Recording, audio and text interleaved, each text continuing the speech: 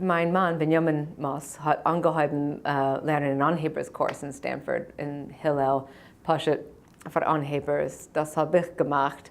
Danach, wir haben etliche Freunde mit wem wir haben geschmust auf Yiddish. Ich habe es gehört, sehr Sache.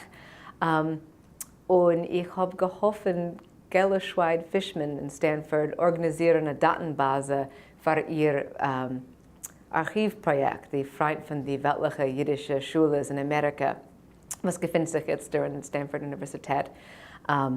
Ich habe ihr geholfen mit ihrem Computer und organisieren eine Datenbase, nicht genau von dem Archiv, nur von Stützers von dem Projekt.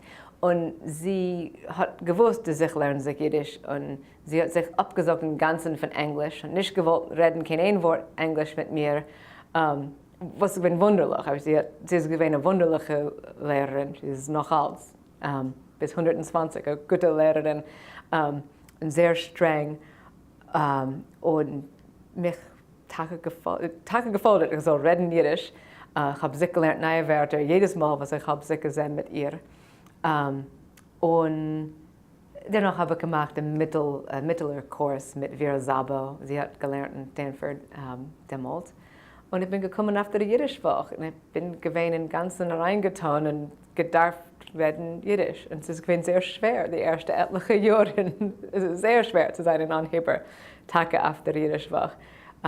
Und ich habe gemacht einen Kurs auf der Yidish-vokh.